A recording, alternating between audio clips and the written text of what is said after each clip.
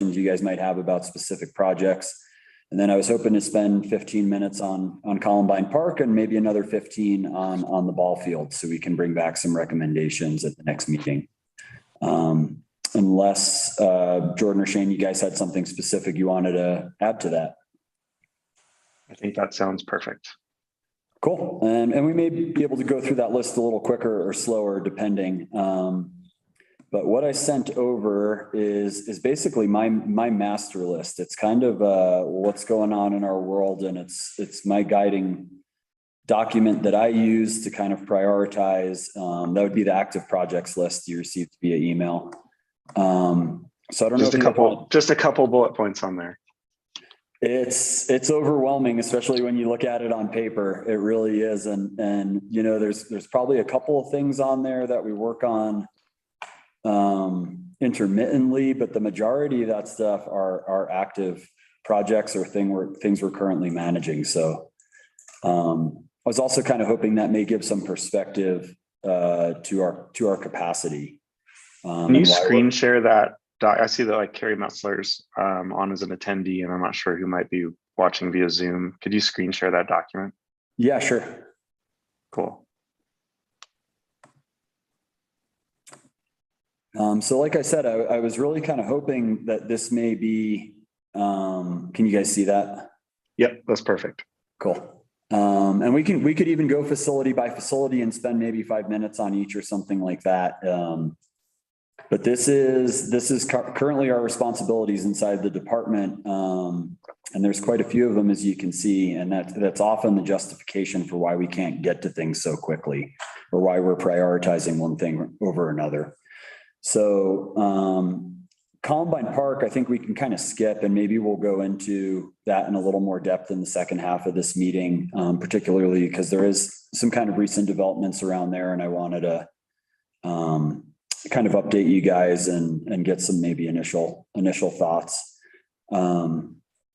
Kendall Recreation Area, you know, DHM master planning is at the top of that list. We've initiated those conversations with them. We've kind of started to bring in JJ from community builders because there's going to be a significant amount of overlap there. We are keeping them separate projects, but we want to make sure we're not working in the dark and then trying to merge those projects at a later date. So we've got some surveying and some drone imaging and some other stuff that they're going to be doing up here on Thursday. And I'm going to be basically spending the day with community builders and kind of really diving into that process now that we've kind of got the contract executed and community builders has gone through a pretty robust process. That's obviously tied to the RNPP completion. We are constantly working with BLM and constantly getting different information. So Shane, go ahead. I was just going to say, it looks like Sally joined as an attendee. If we can bump her over to panelist. Great. Thanks, Todd. Sorry about the interruption. Oh, that's okay. So and if I touch on something you guys want to discuss, let's dive into it. Just let me know. That RNPP. Do you want to? Sorry. Do you want to do a quick recap for Sally? Sure. Sorry. Yeah. Oh, no problem. So Sally, what we've got in front of us here on the screen share is the active projects list for facilities, parks and rec. It's pretty extensive, but certainly not all inclusive. Mm-hmm. But this is kind of a living document that I use and that I share with Chris and that we are constantly adding and subtracting to. And this is kind of our guiding document that we use when prioritizing things and making considerations on projects and stuff like that. It is a lot. This is essentially what we accomplish in a year. Last year, this list looked very similar, and I believe there were 5 things that were not checked off of it in an annual year. So this really is a good sense of what we accomplished throughout the year and our ongoing projects. With that in mind, we were gonna come back to Columbine Park in the second half of the meeting, and I kind of have an update there. And I was hoping to touch on the ball fields as well in that second half of the meeting. So we were on Kendall, and we had, what's that? Did we just lose Shane? Oh, there he is. Okay. Or we did, but he's back. Cool. Okay. Awesome. So we were just kind of touching on, we were starting on Kendall. DHM master planning is really in its infancy and starting to initiate. I have a meeting with them Thursday. We've done a kickoff, but it's mainly been to kind of get on the same page as far as intention and scope and scale. And then we're going to have a meeting with them Thursday all day to do facility and site visits. And then we're going to start pulling in the trustees and the general public to try to kind of start initiating some of that master planning. And we've also started pulling in JJ from community builders as well.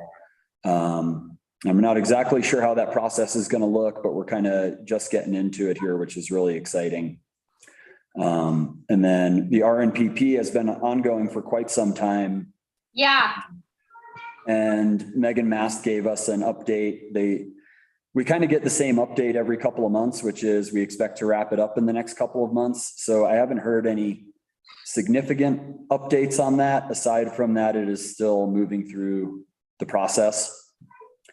One of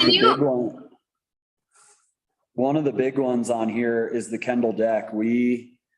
At this point, we initiated that project in August of last year, and we are approaching 8 months of design work. And, quite frankly, we haven't been getting what we need. So there's probably some consideration to be made as to whether we want to proceed with this architect and this engineer. Because it's been our hard date that we set was in November, and we've been incredibly patient in trying to work through that process, and it's been very difficult to the point where it's delayed construction for this summer. Our intention was always to build this summer, and we feel that we definitely can't do that without a construction set. So we've been trying to push that along as quick as we can, but there is some consideration being given to kind of abandoning the current trajectory and going back to RFP on that and not expending the entirety of the funds, really essentially just paying for what we've received to date, which is unfortunately somewhat minimal. It's not much beyond what the trustees were presented a couple of months ago. So a little bit of frustration there, but we are actively working on that project as well. Is it possible to kind of wrap that into DHM scope? I know that it's mostly like safety and maintenance, but it seems like improvements to that facility might easily fall within the scope, and we could just, and it even could be something that they prioritize so that it's still at least cohesive to whatever else they propose. Sure. I think that's a great idea. And it almost is like we have these, we're trying to do a project when we're starting a master planning project. And so the last meeting I had with DHM, we kind of feel like we've had these really robust community processes, particularly surrounding Kendall. We have a lot of input to go off of, and we do feel like we have a pretty good pulse on the community, between our own public engagement and that of community builders. So we discussed, potentially going into this master planning, trying to do spatial arrangements, hone in on what assets we want to develop, et cetera. But we also set aside, I believe it was $15,000 or $20,000 for construction documents related to that master planning process out of the $60,000 of grant funded money for that project. So I think our intention was to kind of work through this master planning process, and it seems like an ice rink is a high one. So we wanted to set some money aside for whatever assets selected by the board and by the community, but to get some actual deliverables, construction documents we can take to bid through an RFP when we are completed with DHM. We kind of thought that was a better use of the money, and we would actually have something tangible at the end of it. So if we want to consider kind of merging those two together, I think that'd be a wonderful idea, and we may be able to accomplish something that's a little more intentional and moves along a little quicker, quite frankly. I'm Thanks. just And I worried- also think, sorry, go ahead, Sally.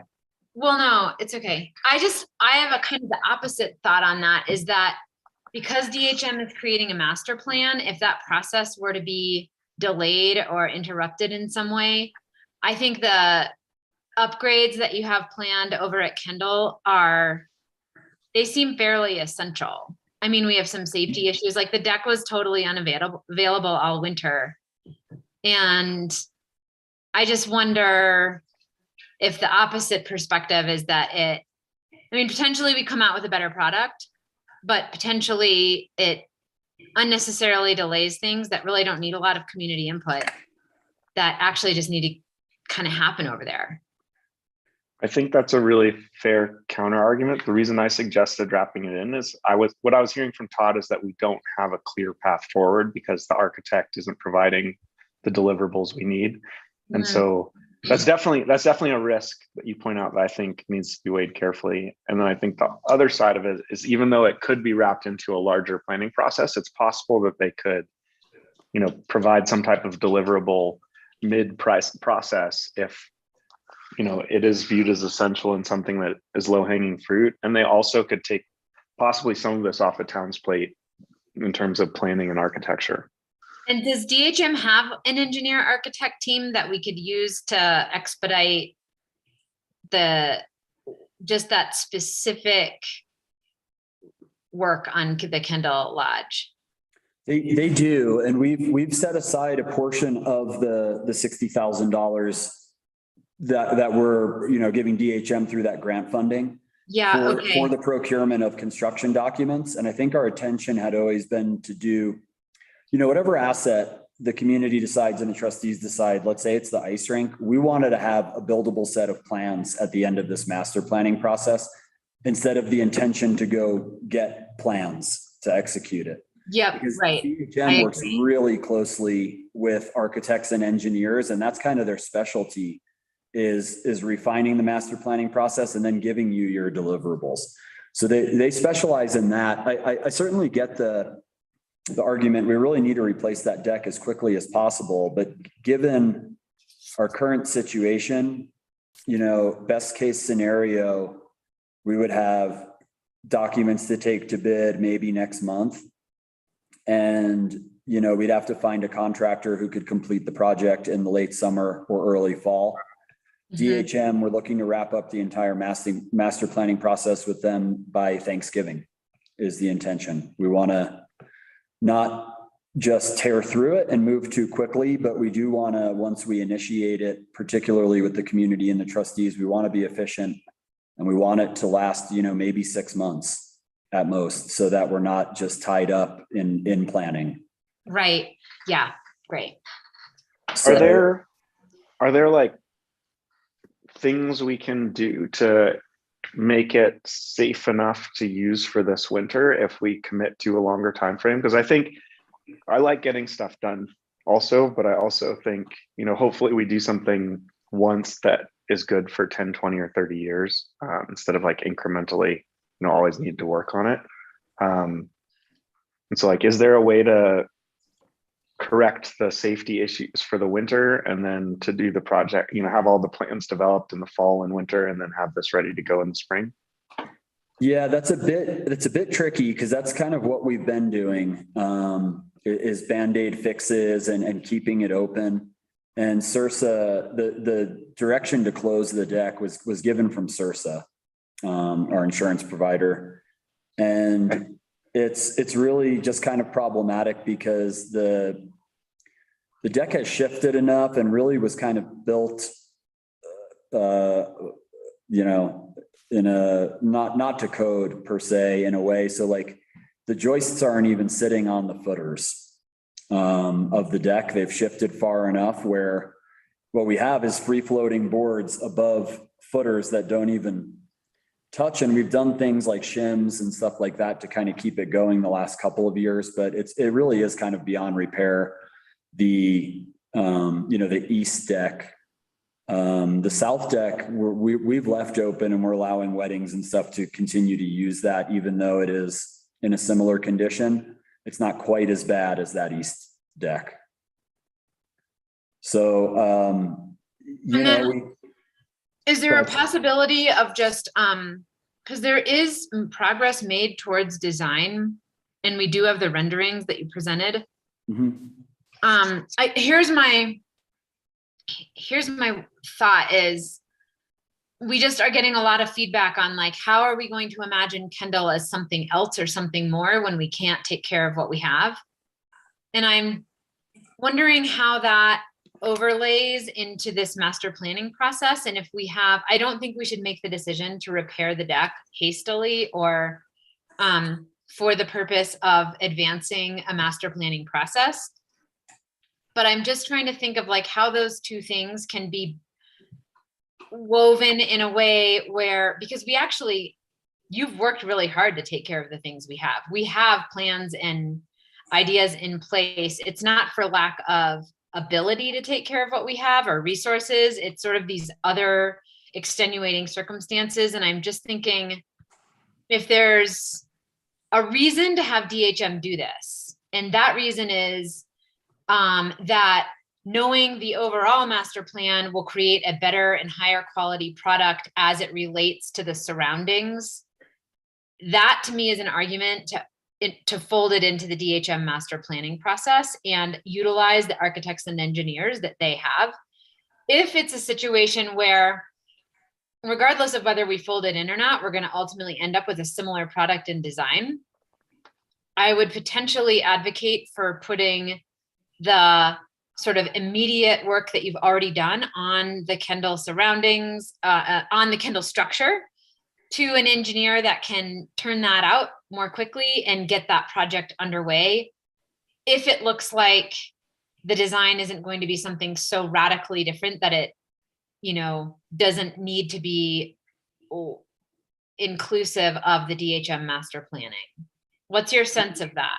Yeah, so I think those are all great points. And there's, when you take this stuff into consideration, there's variables. How quickly could DHM turn around those documents? Totally. And how quickly could we go to RFP and find a contractor? Are we nuts for trying to find a contractor in June?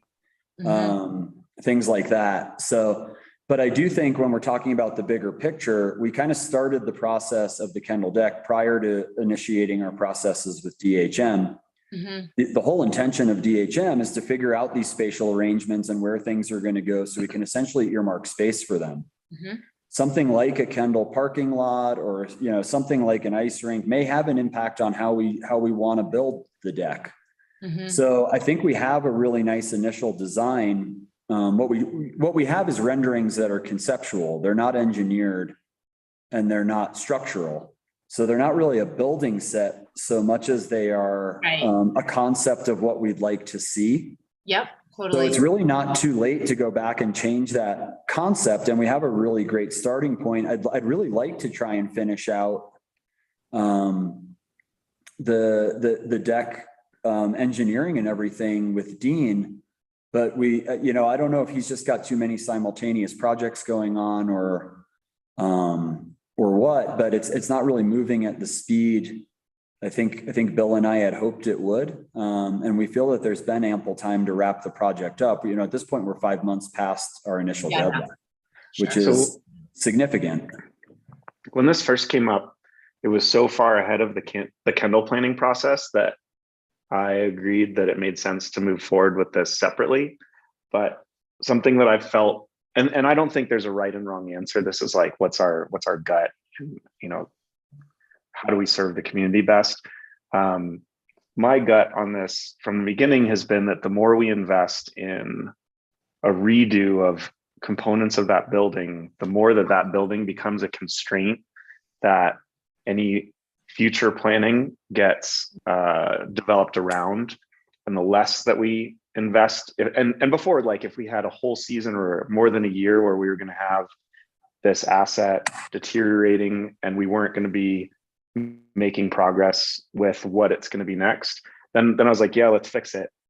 Now that we're so far behind that and so close to the DHM process, it feels like the greener of the emptier of a whiteboard we can give them to work with, the better the overall result will be.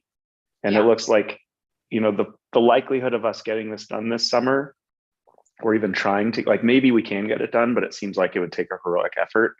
Yeah. And it would While probably everybody's take stretched effort thin. away from other projects like Columbine.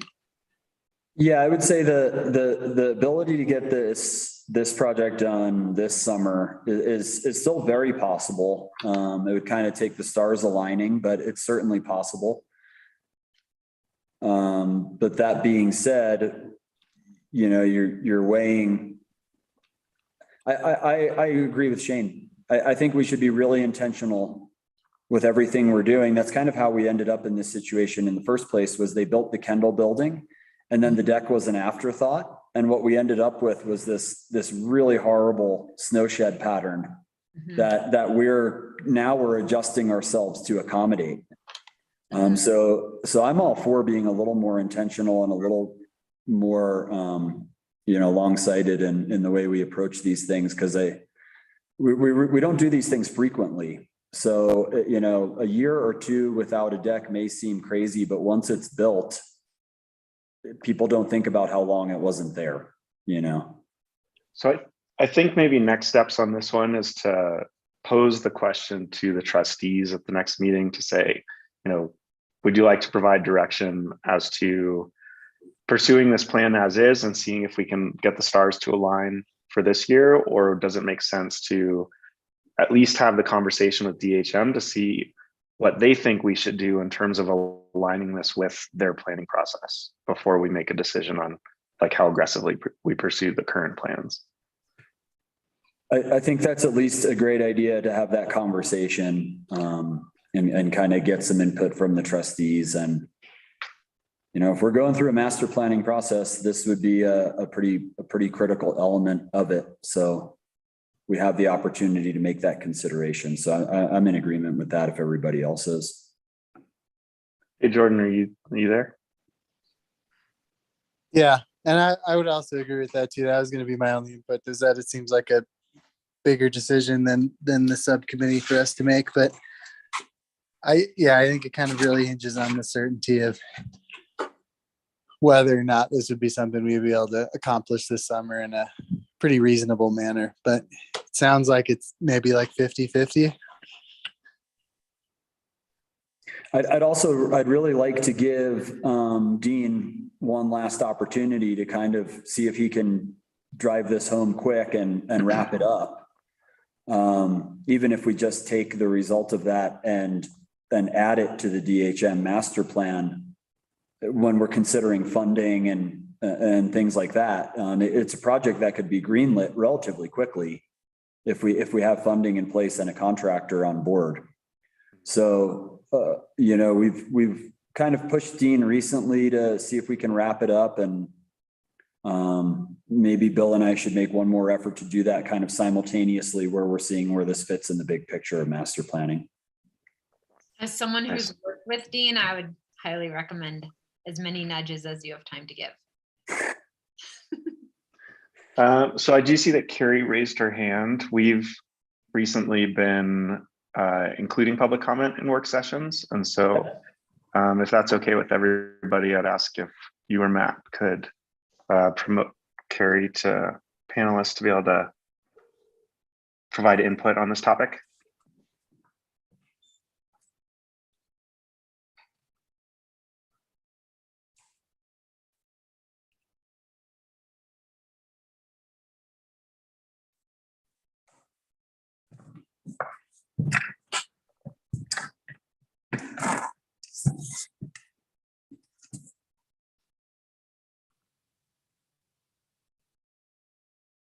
Hi, Carrie. You should be able to unmute yourself and talk now.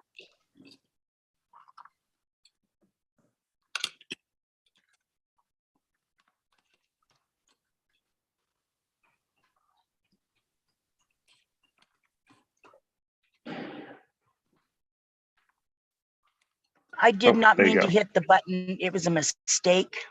Okay. I was in my car, so sorry, guys. Oh, no problem. Thanks, Carrie. Hey, Todd, before we keep going, I had another thought about looking at this list.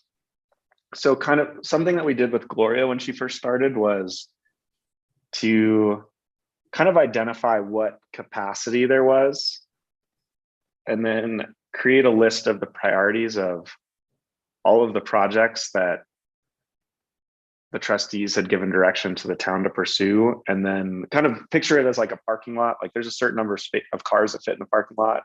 Mhm. And, you know, as new projects pop up, like they either need to sit on a wait list or another project has to get removed or completed.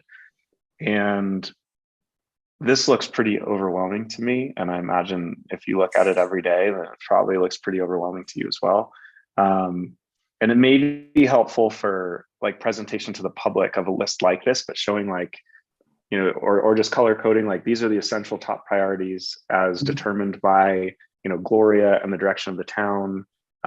These are the safety ones that are also at the top of the list. And then everything else is high priority, but needs to be in line with the top priorities so that people can also like have a reasonable set of expectations of what capacity the town has as new things pop up. Yeah, I think that would be really helpful. I had kind of intended to color code. You know, quite frankly, this list is, everything on this list is active. Whether it be 5 minutes a week or 2 minutes a week or 5 hours a week, these are all very real things that we are committing time to. You know, or intend to do this summer. You know, like a lot of this stuff, you know, like pull pavers from skating rink. That's like a great project that I'll just delegate to Chris and David one day. And that's kind of how, when we have a slow day, which are getting fewer and far between, you know, this stuff just stays fresh in my mind. I do think this could be honed down to more of like a, high level project and more of a daily routine kind of stuff. But you know, I've probably worked on every single one of these things on this list in the last month. So it is a challenge when we say capacity is limited. You know, and you know, and these are also the things, a lot of the things on this list, Carrie might recognize that if she sees it, these are the things we get calls about.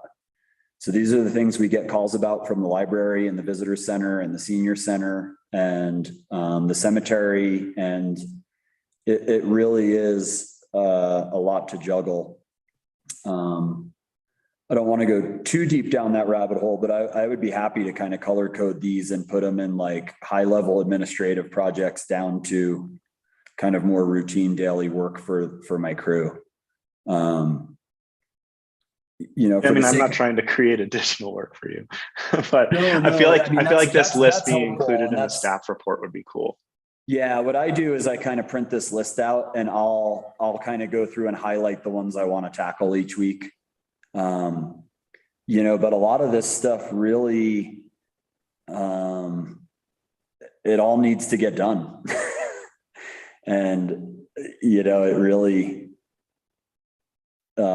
requires attention pretty frequently. So for the sake of time, I think we can just kind of keep cruising, but I'd be happy to include this in staff report with some, you know, a little more refinement as far as what's being presented. Cool. You know, even something like night skiing planning may seem silly. We reserve those lights in July, you know. Oh, so wow. Cool. We get way ahead of that stuff. So we make sure the equipment's available and we try and set those dates early and figure out Kendall operating dates and things like that. Which probably leads me into the chairlift, which is a great one to touch on.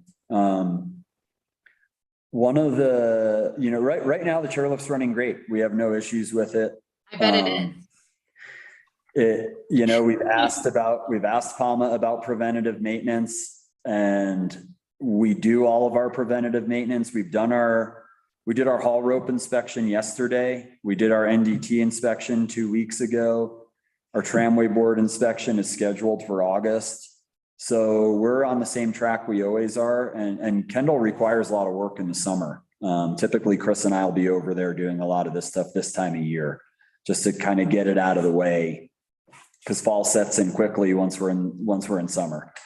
So a lot of that stuff is underway. Everything looks good right now. As far as the reliability issues this year, the circumstances couldn't have been any more horrible. We fixed the problem on one side, got it fixed as quickly as we could, and then had a different problem on a different side the following week. And that's just kind of the nature of operating that older equipment. One of the better analogies I've heard when we discuss this is like, if you're working on a truck and everything's working, you don't go crack the transmission to see what's going on inside of it. There's a lot of things that are kind of better left working. So when we think in terms of preventative maintenance, it can be really a challenge because it's like, well, we should go in and replace all of that. But a lot of times that can be more problematic. If it ain't broke, don't fix it.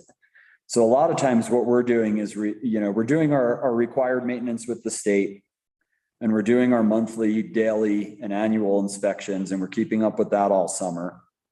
And Chris does a phenomenal job with that. He really does stay on top of that in an incredible way and has kind of grown into that role. But a lot of times when we have an issue, we're being reactive to it because we don't really have the ability to be proactive, because we can't predict what problem is going to present and when. And we've gotten terribly unlucky this year as far as the timing.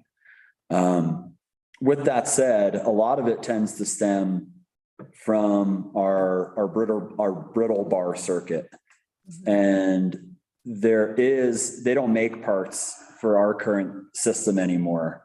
So one of the things we do want to do this summer is we do want to have PAMA install an updated brittle bar circuit. That's kind of the remaining 15%. I've talked about this before. We've done 85% of the wiring on the lift in the last 4 years. And that's kind of the remaining 15%. And that is something where PAMA thinks they can get it to work with our lift. It's going to need to be retrofitted in some way, specifically for us, but they do think that we can do that and it'll give us some more reliability. Part of the problem with that chairlift is all of our wiring is exposed and we're not allowed by the Tramway board to cover it with any kind of you can't put a roof on a lift tower. But, we live in a really harsh climate similar to a lot of other ski areas. And a lot of the times the issues we get are from sun, freeze thaw, moisture. And those things are all constantly changing. So we can button up the chairlift at night one night, wake up the next morning, and there was some freeze thaw and something got knocked out of place, and it can be really difficult to pinpoint it. So I would say that's more the nature of our issues and why we had 2 evacuations this year, as opposed to there being anything really, wrong with the lift itself. And the second time we needed the evacuation, we weren't able to get PAMA here quickly because they were working at A Basin, who was going through a similar problem. And when A Basin's affected, it's tens of thousands of people that are affected. So they just don't prioritize us. Typically they do, and they get down here within 24 hours. But that week was kind of a bad one. They were up at A Basin and our pass was closed, I believe, 4 days straight. So they weren't able to get down here with parts for about 5 to 7 days. Todd, is this an okay time to ask you a question? Yeah, 100%.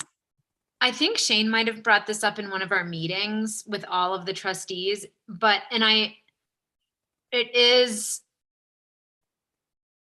I don't want to create more work or add something to your plate that doesn't belong, but I'm wondering if, as we're headed into budgeting, and I'm sure that Gloria kind of has you guys thinking about that. We talked about the spectrum of, if we invest,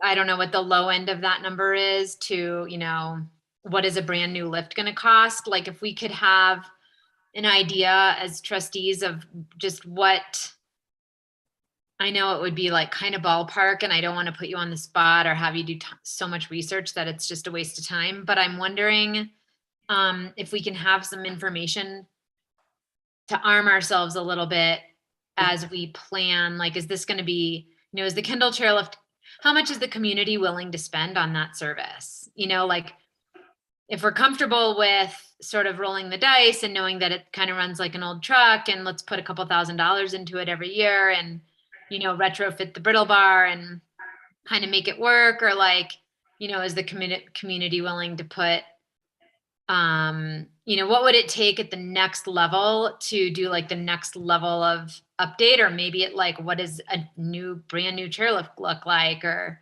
I don't know. I'm just wondering if, just because it's such an unpredictable element of community life in Silverton, but it's also such a service to the community. I think, I've had so many good days over at Kendall where I'm like, this is when everyone's going to be a believer. This is when everyone's going to be like, oh man, this place is great. We need to, you know, take care of it and really, you know, invest in it. And then it really took the chairlift not working, I think, this year for a portion of the community to go, whoa, this is such an important service to our community. Like how, you know, to what extent do we need to invest in it? Or, you know, what would it take to make it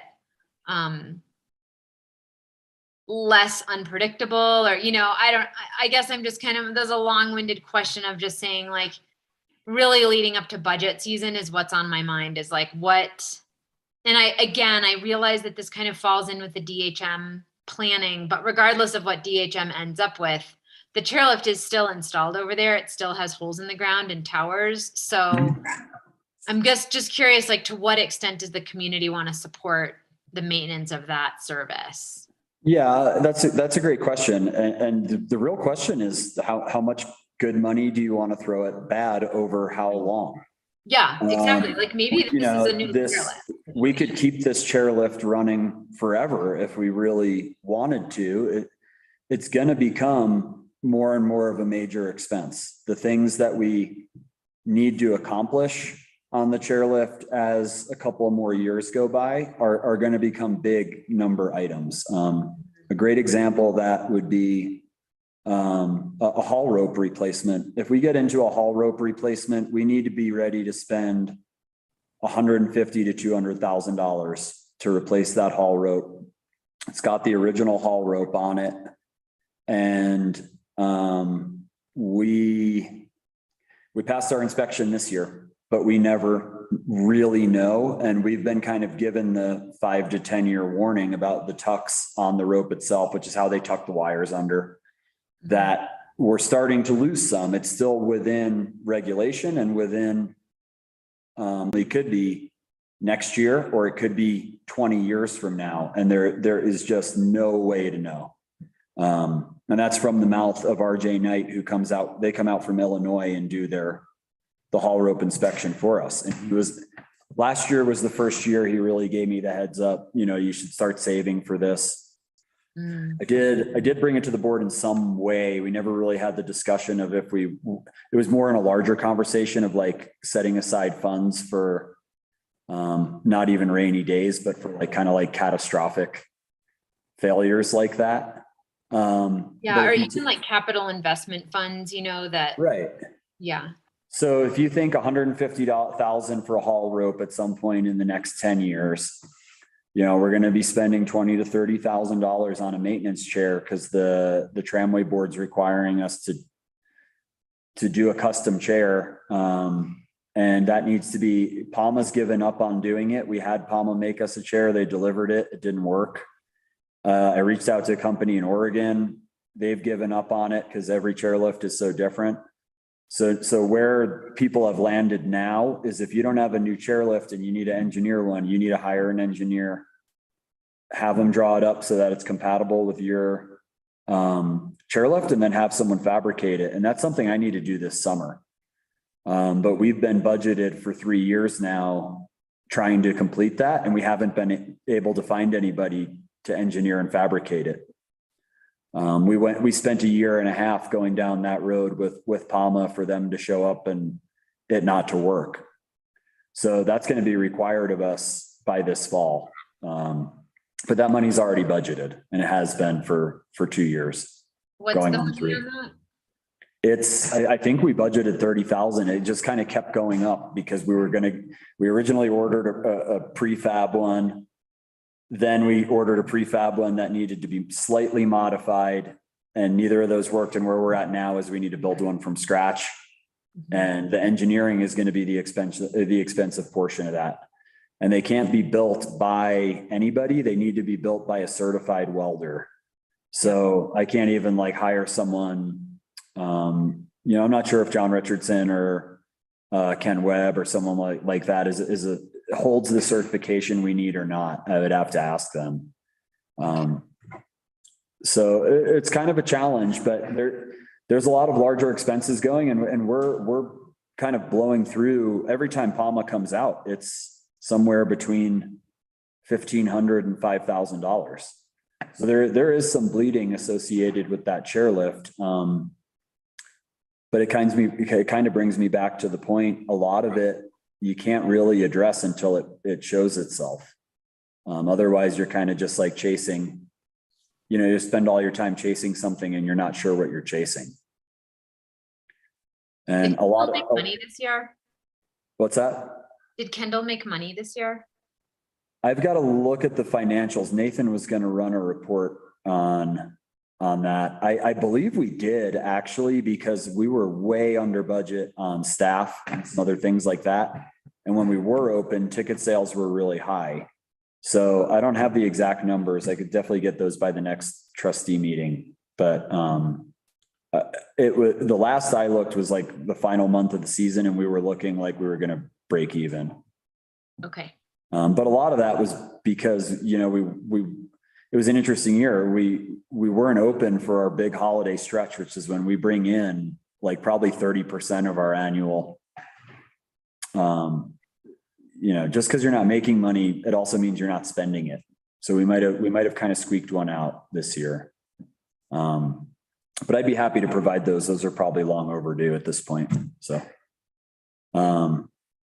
you know, Kendall needs some attention, and we may just want to have a meeting with this subcommittee specifically to talk about Kendall as we get into this DHM process. And what I'm kind of hoping is DHM can aid us in finding the intention of the community, whether that's replacing the existing chairlift, saving the existing chairlift, you know, installing a larger chairlift. I'd really like to lean on them to process that information and facilitate those conversations, particularly because, you know, when they're staff driven, it kind of takes on a different tone. And we were hoping that DHM might be able to facilitate that in maybe a healthier way. And they've said they're up for the task. But we haven't really given them the green light to initiate that yet. We want to be really intentional in the way we're presenting it to the community because we know it's such a contentious issue. Anything else on Kendall? I mean, we could talk chairlift for quite a while. It really, it's got a lot of nuances and a lot of kind of, you do one thing and three other things happen. So it does need time and energy to come up with a strategy. But I feel like I've got the information to answer and field most of those questions. Yeah, Todd, I agree. I think we could spend a whole committee meeting just on Kendall. And I think there's so much coming up for the summer that doesn't make sense, but it would be cool to get this committee on a flow of like, almost like the budget where we get the numbers in arrears, you know? So we're sort of like 3 months out every time we're meeting. And so, you know, in the summer we are talking about, you know, there's going to be some summer business, but we're like looking forward to Kendall. And then in the winter, instead of talking about Kendall, we're looking forward to summer. And I know that's what you're already doing. And that's what you do as a staff person. And you have that contained in your brain and on these crazy lists. But I wonder if there's a way to have us meet, you know, every 3 months or every 4 months, just so we can sort of strategically approach these seasonal needs in advance of, like, you know, instead of when the chairlift is breaking down, but just in advance of that. Not that we can predict that, but we know like every winter there's going to be a chairlift. We're gonna have a chairlift conversation. Every summer we're gonna have a bathroom conversation, or you know what I mean? Like some of those things that are sort of cyclical, seasonal. Sure. Yeah. And I think this is a summer where we do need to dive into Kendall in the summer. Okay. You know, what happened at the end of last year is, you know, it's unacceptable from a service standpoint. You know, there was never any real danger to anyone riding the chairlift or anything like that. But from a service perspective, we missed the holiday season and we missed some really critical weekends, and we impacted season pass holders where there was just a level of unpredictability for a while. So that's my goal, to get straightened out this summer. And we really just need to kind of go wherever it takes us. I've reached out to PAMA to come out and do a lift assessment, meaning like I want them to do it with a critical eye and kind of prepare the report for us as opposed to us doing it internally. Because, you know, obviously because they're the experts and they have the skill set and they have the electrical engineers, et cetera. So I've kind of got the ball rolling on that. And I think once we have that from them, we'll have a much better sense of, you know, what preventative maintenance can be done, what's the associated price tag, and what's the cost benefit of each of those. So that is moving along. I'd just like to get a little further with it so you guys have something to consider as opposed to us just kind of speaking more in generalities, you know, and that'll give us a really good idea of how much money the next 5 years we might need to throw at that chairlift to keep it operable. And that may push the conversation with DHM of weighing, you know, do we want to keep this one going, or do we want to consider something, whether it be in the same alignment or a different alignment or whatever. But the core of this chairlift is fine. You know, towers don't go bad, you know, things like that. So I've got my marching orders there. I need to just do a little legwork and kind of bring you guys something for a substantial conversation.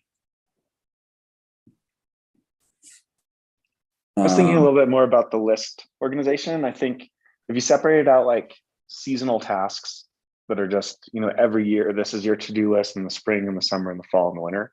I think that might be one way to pull some of the stuff out of here so people can see like isolated projects relative to like routine maintenance. Sure. I think that's a great idea. And I think that visual would be helpful probably for the board. I'll try and get that into my next staff report. That also might be helpful for us anticipating what you're working on ahead of time. So like if we know that you've got to do like annual maintenance on the chairlift and we have something else chairlift related to bring up, we can try and time it with whatever your work is lining up with that. Yeah, that'd be great. You know, typically we get into Ndt testing, which is like the testing of all of our metal steel on the chairlift. They put an electromagnetic current through it and some powder on it. And if there's a crack in it, all the powder goes to the crack. It's a really cool process to watch. But we do Ndt, haul rope, and our annual maintenance for the Tramway board typically this time of year. Like I was saying, just to do it while it's fresh in our minds, we got to take all the chairs off anyway. So a lot of that is already completed, and that's kind of what we work on, you know, in April.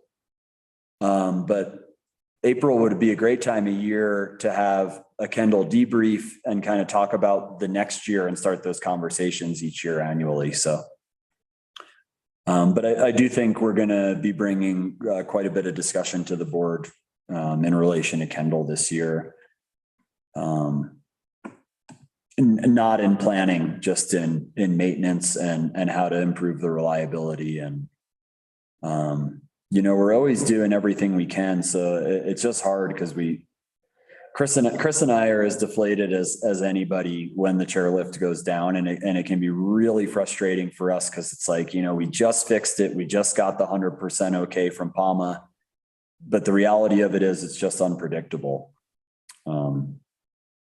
But hopefully we can make it a little more predictable. But even the largest of ski areas experience those problems. I feel like we just kind of have a magnifying glass on us when it happens with us.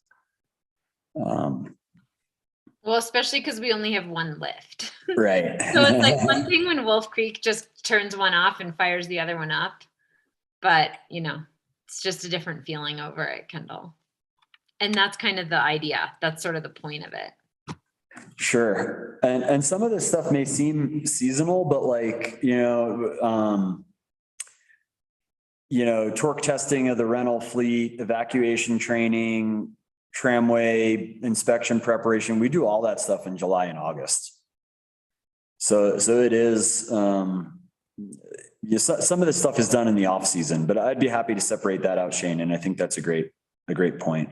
Or actually, it does sound like it's sort of annual. So like if there's sort of that spreadsheet of like, January to January or whatever it looks like. And then, the calendar, there are obviously going to be things that bleed across categories and then things that are in other categories. I don't think it's necessary to, artificially try to categorize something to a particular season if that's not the actual case. But I think for me, it's kind of the separation of that its flow of the way you address it throughout the year, but also sort of that upper level, big thinking, like the way your list is sort of organized, DHM master planning, RNPP process, like those are really high level visioning things that are really different than like, now I can't see where it is, but what did I see? Oh, like disc golf maintenance. those are all really important tasks, but they have like different weights on the list. Yeah, they do. Like the disc golf course is up. When we say disc golf maintenance, it's more, the pads, the tee boxes, we've moved that course 3 times. And I think what we mean by maintenance isn't so much like putting the baskets out. It's like, can we finally finish the course to the standard we always intended to? So some of this stuff may be like the way I write it down also. The tee boxes need to be spruced up, and Chris goes out there with David and they rake them and level them and stuff like that. And it's, that's where I think this master planning is important. We've moved the disc golf 3 times because we've never put it somewhere where it made practical sense. Mm-hmm. And it kind of just kept getting pushed more and more into the woods. To the point where I would say we have something that's like a semi-functional course. It's not ideal. It's a little disjointed and a lot of it's uphill, but that was us just kind of working in the parameters of the hand we were dealt as far as the terrain that was usable and not impacting other uses and stuff like that. But to speak to the larger point of kind of these higher level and low level things, part of the reason I got this list a little more filled in the last couple of days is because I've been working with Chris, and Chris and I are gonna start breaking this stuff up. My larger projects have gotten large enough that they're consuming a lot of my time. So we've given Chris the title of Assistant Parks and Rec Director, and he's going to handle more of the daily operations and some of these routine things like mowing and snow removal and kind of the more on-site work. And I'm going to be focusing on some of the larger stuff like the Columbine Park project, master planning, RNPP, some of those bigger, longer term visioning things. And we're hoping to be a little more effective in the way that we delegate it. Because right now I have a really hard time balancing something like the Columbine Park project, which is like very time consuming, with, going to do some, going to fix a loose railing at a building. So we're going to try and break that out into a point where I'm the Parks and Rec Director and Chris is almost like a field manager in the field, who can knock off some of those more list oriented tasks, And that's something we've just recently started working towards, but we're excited and we think it's going to provide a better community service where things are getting addressed quicker because Chris is going to be the point of contact on some of those more maintenance driven repairs. I think here you might be unmuted. Maybe that's some of the background noise. I can see if I can mute her. Hang on. Here's what I am for instruction. The ground is open. But that way we won't have a brand new building with an old, rusted out pipe serving it. Kind of similar to like what we have going on at Kendall with the lift station, where we have a newer building serviced by a problematic infrastructure. And I think they're going to address that lift station this summer as well. But the real crux of it is, you guys approved the initial bid on the project. We got some real numbers and, we're all up to date on how that all played out. So we took the plans to the Planning Commission and it was partially, there was frustration with process that the town came so late in the process. And the other half of it was that we were kind of flaunting our own historic building code. So there was a mixture of things going there that ultimately led to the Planning Commission tabling it. And they didn't have a recommendation and they didn't approve it. They are a recommendation committee. So we could have come back to this board for final approval on design with the recommendation from the Planning Commission likely being a no. But we really think this is a project that we've worked so hard on. We really want everyone to be on the same page. We want the Planning Commission, the AROD, and the town board and everybody involved to really be wholeheartedly behind it if we can get to that point. So what that last visit to the Planning Commission ultimately led us to do was I called a meeting with Brian Anderson, the contractor, Mountain Grain, the architecture firm and engineering firm, and then myself, Bill McDougall, and Fritz and Bev, who were really the historic aesthetic people that we felt we needed to hear a little more from. And we landed on trying to do what we can to make it look a little more historic without changing structural and without changing the foundation plan or the engineering of the building, because we're really deep on that stuff. And the thought of going back and the notion of going back and changing the engineering is going to be cost prohibitive at this point. So I sent you guys some renderings. These were just received yesterday. And I think Chris did a wonderful job and really tied it in. But what we've got here is a philosophical debate. Are we attempting to replicate an old building and build a replica of the old town hall? Or are we attempting to build something that prioritizes form and function and maintenance and cost? Our original designs that Bill and I and Chris kind of worked on were meant to keep the pricing down. And I think we all know it's still higher than we expected.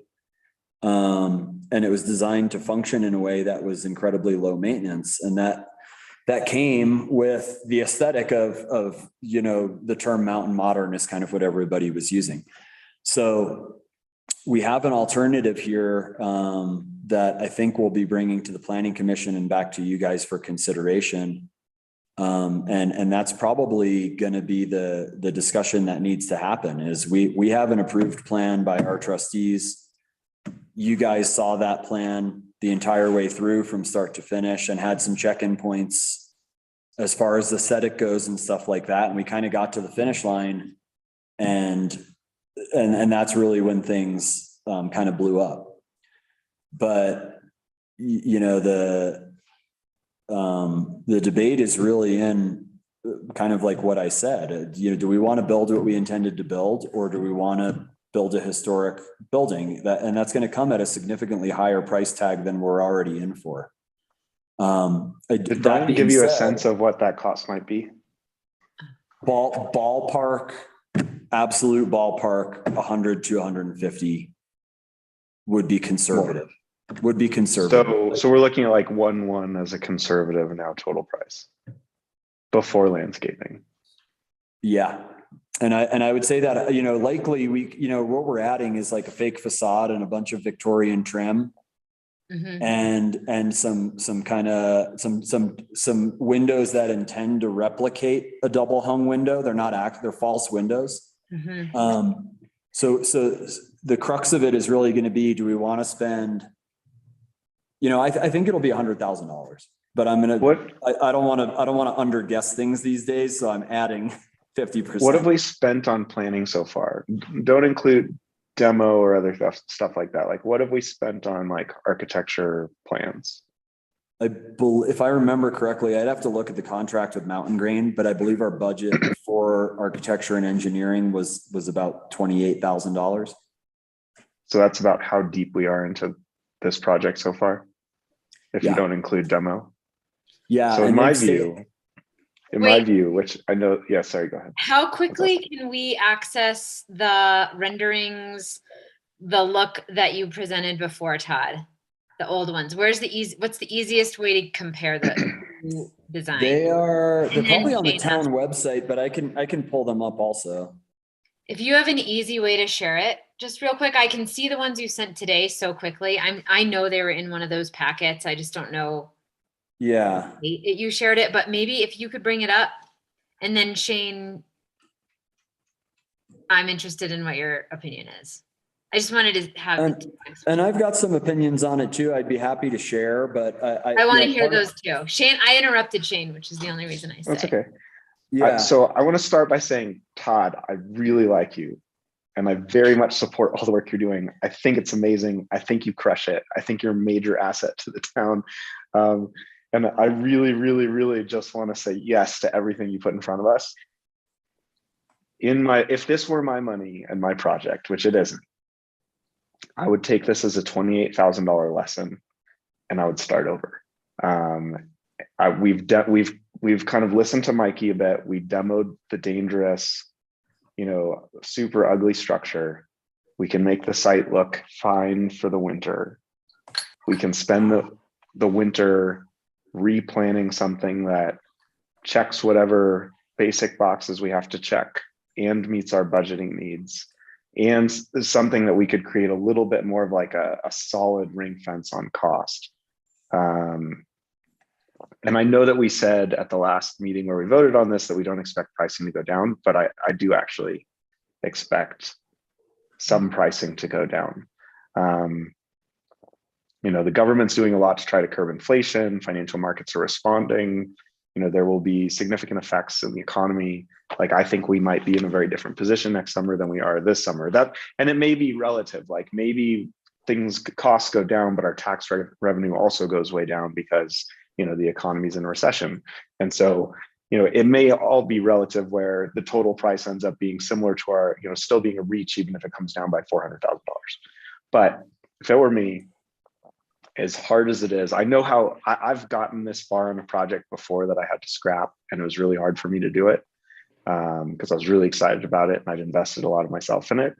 But at this point, I feel like we have a $28,000 investment that might be influencing us an undue amount to commit to a greater than $1 million investment, which would be, other than whatever we end up doing at Kendall, the overall Blair Street renovation, and the water plant, the largest project we've talked about in a very long time.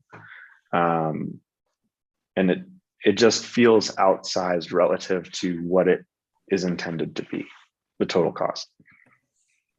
And it wasn't like this vision could have been executed, 18 months ago for $700,000. And so I don't think that any mistakes were made, but there were variables that were outside of our control that we couldn't anticipate that brought us to here. And now I feel like this $28,000 investment is causing us to be hasty. And I hope that once we do this, this is something that's, you know, here for greater than 30 or 40 years.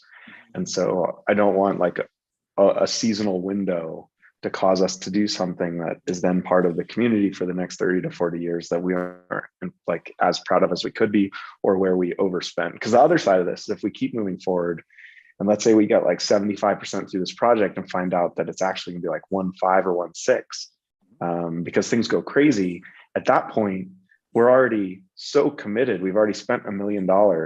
Like, how are we going to stop $300,000 short if we can't get our CO without spending the rest of the money? And it just makes me really nervous that that's not a high likelihood outcome, but it's at least a possible outcome. Yeah, I think you raise a lot of great points. We've talked a lot about this the last couple of days, just myself and Gloria, trying to figure out what's next, because we had a plan, it was an improved plan, it was funded, and then it became controversial kind of at the 11th hour.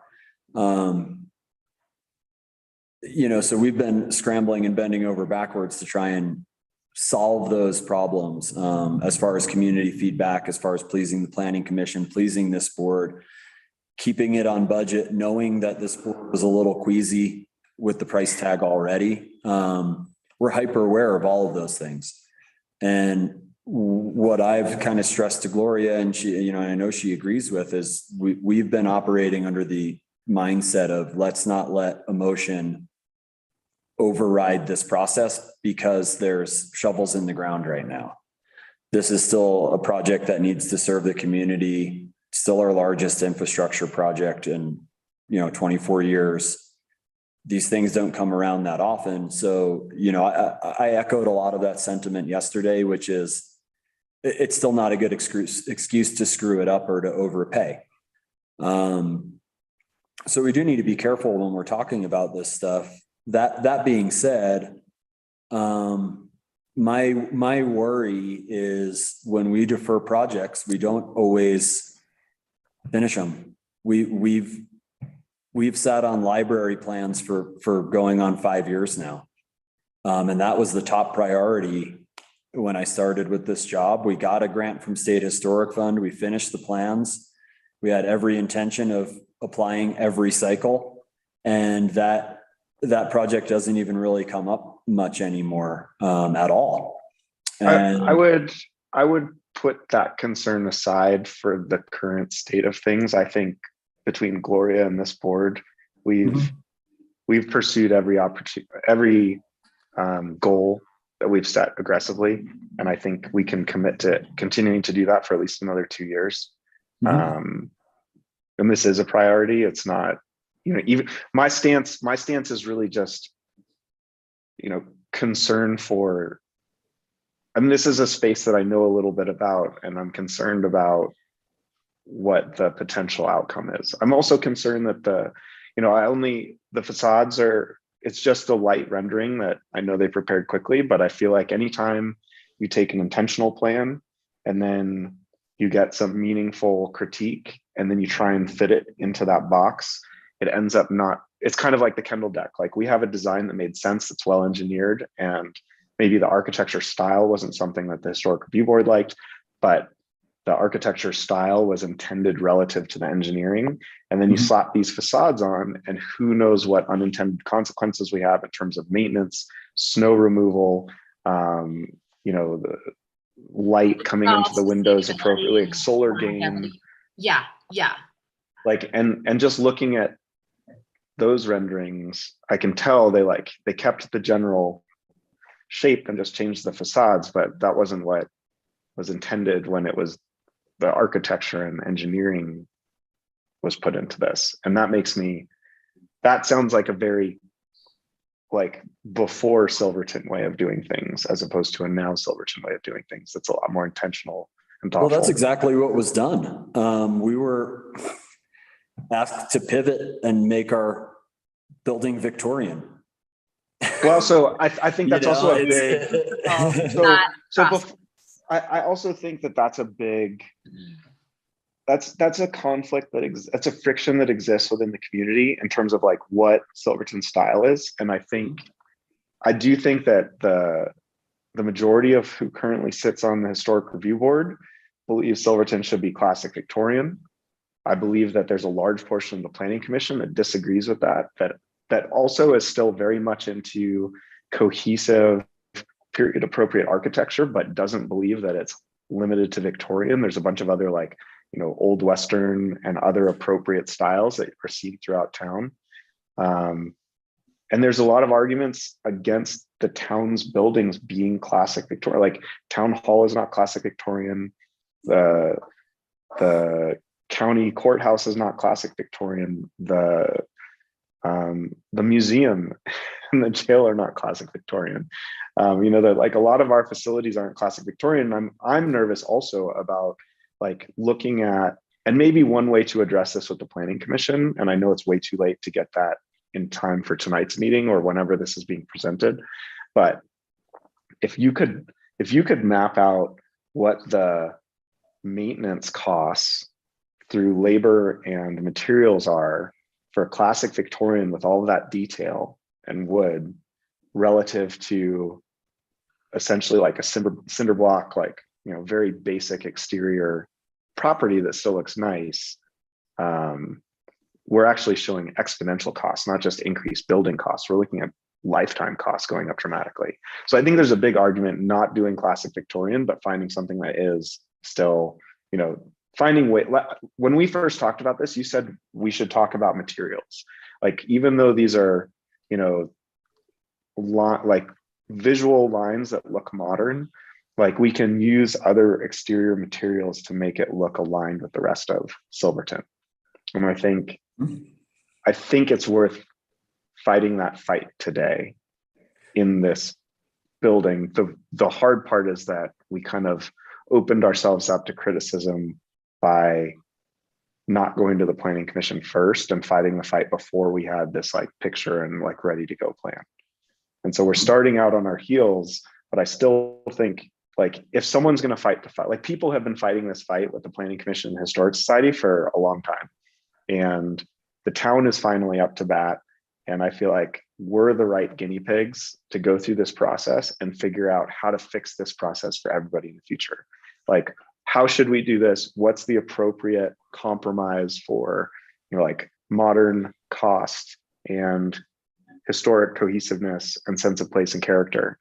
And that as much as it pains me to not just execute, because it feels so good to see us checking off our to-do list. I still think that this one is one that we need to fight the fight. We need to come out with the right result, regardless of time. I think we need to prioritize quality and process and outcome, but not time. And I do think cost is a priority too. Sure.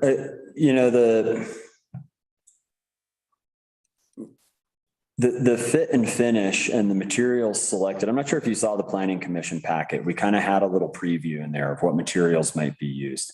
And the aesthetic we proposed on the original plan was really a kind of a mix of Arlene's building, the Hummingbird Shop, and the Eureka Station. And the code is written where you want to, if you're in the overlay, you really want to kind of like mix with your neighbors, your two neighbors. Which I totally got that. When someone argued that that we were being irresponsible looking at this, I was like, have you seen Eureka Station? Like, this needs to be like, this needs to be the transition from Eureka Station to the Villa de la Valle. Like, it's not, otherwise Eureka Station just keeps looking like an outlier.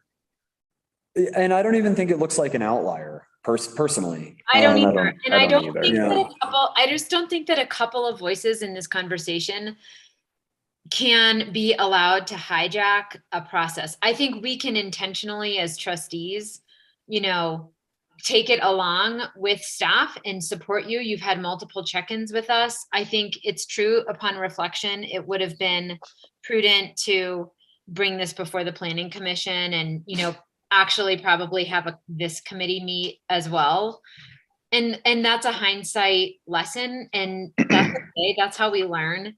But I just think that looking at the process from here moving forward, I am very much not on board with that process looking like hasty modifications. Like what I saw that you sent in our email today does not look like a process that I would support moving forward. Like if that's what the building's going to turn out to be, I would change my vote. And I would not support it. I would not support it going up this summer looking like a bunch of tacked on things to look like a replica of a Victorian building. And not because of me personally, but because that process didn't allow for the community input that the other one did. So if in the end, that was what we had gotten to through a series of public meetings, that would be one thing to vote on, but that's not what we're talking about when a few people meet and change the facade for the purpose of meeting a couple of people's demands. That's not a public process. So I think the end goal, again, in hindsight, there are some things we could have changed about the process, but it was a public process. And I very much agree with the way that you've presented it to us so far, Todd, and I again, like, I think back to what Shane's point, this is an old conversation in the town of Silverton, this one design, and you said it too, Todd, like, that's not a conversation that I really want to engage in publicly because I just don't think it's for us to debate. It's just for public input, to be given along the way. And it's not for us to be the Board of Architectural Review either. That's not our job. Our job is a Parks and Recs and Facilities. And I think is in that realm, I look at, kind of to Shane's point, the idea of maintenance and cost and the function of the building and what that provides to our community. That's really in our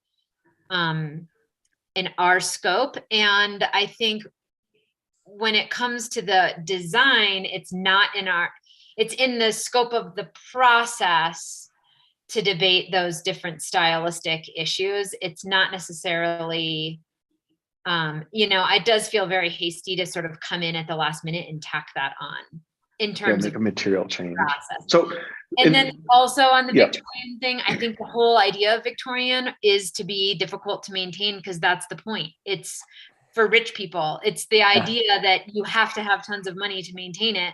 That's what makes it elite and special. And so I definitely don't see that being like the smartest direction for us to go, but I would debate that with a different group, not this group. So in terms of next steps, arguing against my opinion, trying to be objective, if you guys took a firm stance with the planning commission that said, we have a direction approved by the trustees, like, I'd like you to look at this purpose. We're not asking you you're not the good taste committee or the bad taste committee. We're not asking you if you like it or not from an aesthetic perspective. Like, we're asking you, is this safe? Does it meet building code?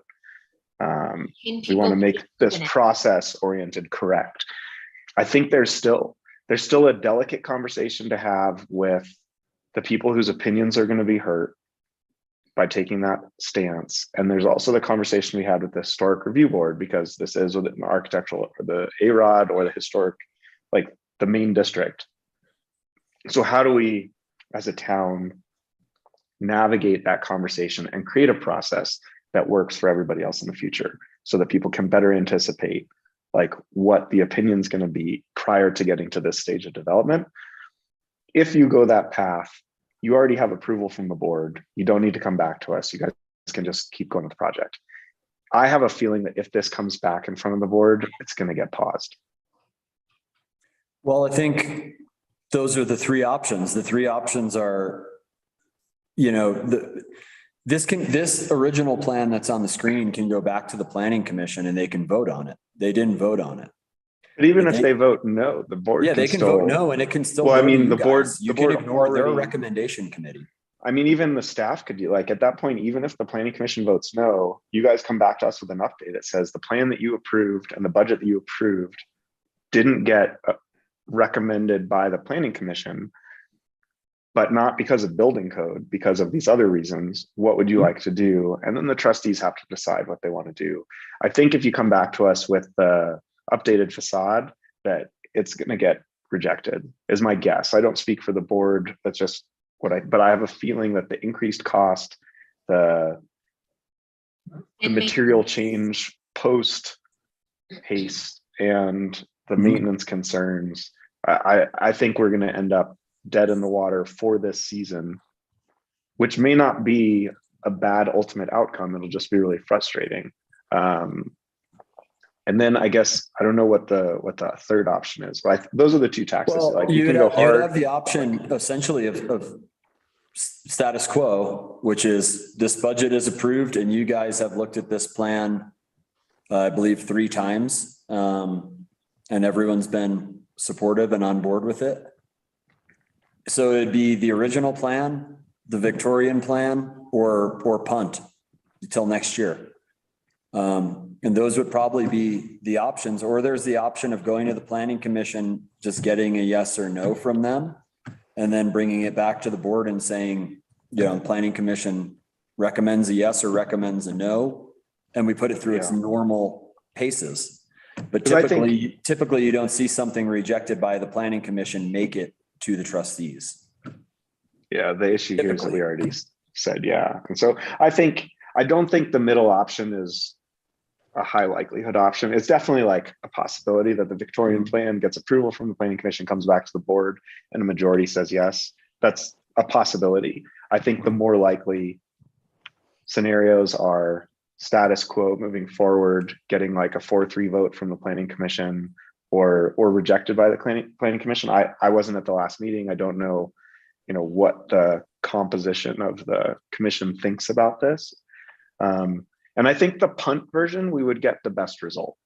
I don't think that's necessarily the best for right now. But I think the punt version allows us to start over, to maybe skinny back the scope of this somewhat. We lose $28,000 in the process, but we probably save way more than $28,000 with a scaled back plan. Then we can also incorporate intentionally some of the design elements that they're aiming for. Maybe it's not Victorian, but it does have a Western facade. And we get something that everybody is a little bit more happy with a year later.